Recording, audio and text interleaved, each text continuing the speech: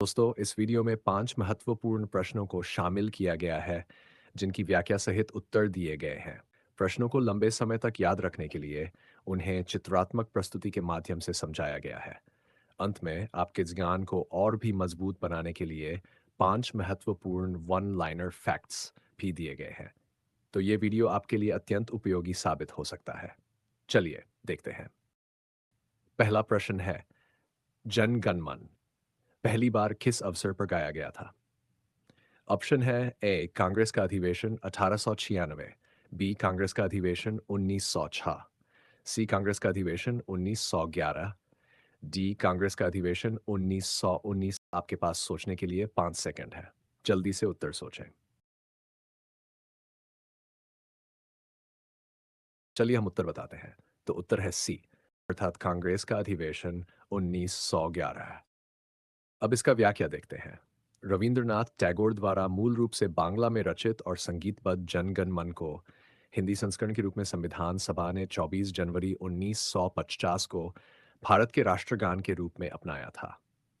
यह सर्वप्रथम दिसंबर 1911 में कांग्रेस के कलकत्ता अधिवेशन में गाया गया था। अब दूसरा प्रश्न देखते हैं, कौन लगातार 6 वर्षों तक कांग्रेस का अध्यक्ष रहा? ऑप्शन है ए जवाहरलाल नेहरू, बी अबुल कलाम आजाद, सी जी के गोखले, डी दादा भाई नौरोजी। आपके पास 5 सेकंड का समय है। जल्दी से उत्तर सोचें। सही उत्तर है बी, अर्थात अबुल कलाम आजाद। अब व्याख्या देखते हैं। अबुल कलाम आजाद ने 1940 से 1946 तक लगातार 6 वर्षों तक भारतीय राष्ट्रीय कांग्रेस के अध्यक्ष पद पर कार्य किया। आजादी के पूर्व यह सबसे लंबा कार्यकाल था। अब तीसरा प्रश्न देखते हैं। किसने कांग्रेस पर प्रार्थना, याचना तथा विरोध की राजनीति करने का आरोप लगाया? ऑप्शन है ए लाला हरदयाल, बी बाल गंगाधर तिलक, सी सरदार भगत सिंह, डी सुभाष चंद्र बोस। आप 5 सेकंड में उत्तर सोचें। चलिए हम उत्तर बताते हैं। तो उत्तर है बी। चलिए अब इस प्रश्न की व्याख्या बिंदुवार देखते हैं। पहला, वर्ष 1906 के बाद भारतीय राजनीति में कांग्रेस के अंदर उग्रवादी गर्म दल का आविर्भाव हुआ। दूसरा, उग्रवादी विचारधारा के 4 प्रमुख नेता थे, बाल गंगाधर तिलक, लाला लाजपत राय, बिपिन चंद्र पाल तथा अरविंद घोष। तीसरा, इन नेताओं ने स्वराज्य प्राप्ति को ही अपना लक्ष्य बनाया। उन्हें उदारवादी नेताओं की तरह संवैधानिक दायरे के अंदर अपनी मांगें मनवाने में विश्वास नहीं था। चौथा, तिलक ने कहा कि हमारा उद्देश्य आत्मनिर्भरता है, भिक्षावृत्ति नहीं। उन्होंने कांग्रेस पर प्रार्थना, याचना तथा विरोध की राजनीति करने का आरोप लगाया। अब चौथा प्रश्न देखते हैं।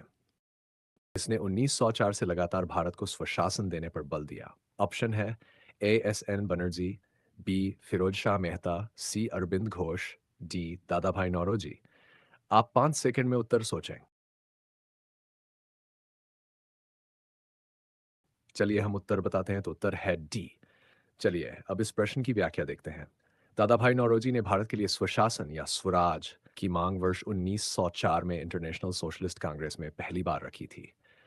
वर्ष 1905 में कांग्रेस के बनारस अधिवेशन के अपने संदेश में भी स्वशासन की बात कही थी, तथा वर्ष 1906 के कांग्रेस अधिवेशन में अपने अध्यक्षीय भाषण में भी स्वराज की मांग रखी थी। अब अंतिम 5वां प्रश्न देखते हैं। भारत के स्वतंत्रता प्राप्ति के बाद निम्न में से किसने सुझाव दिया था कि भारतीय राष्ट्रीय कांग्रेस को समाप्त कर दिया जाए?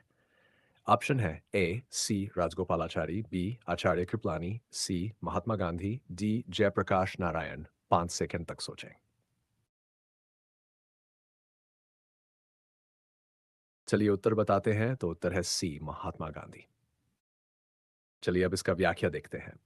भारत की स्वतंत्रता प्राप्ति के बाद महात्मा गांधी ने भारतीय राष्ट्रीय कांग्रेस को समाप्त करने का सुझाव दिया था।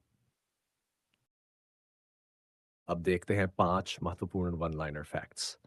पहला, भारतीय राष्ट्रीय कांग्रेस के प्रथम अधिवेशन में भाग लेने वाले प्रतिनिधियों की संख्या कितनी थी?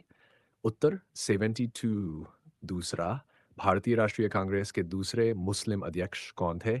रहीम तुला मोहम्मद सयानी। तीसरा, भारतीय राष्ट्रीय कांग्रेस के दूसरे अधिवेशन की अध्यक्षता किसने की थी?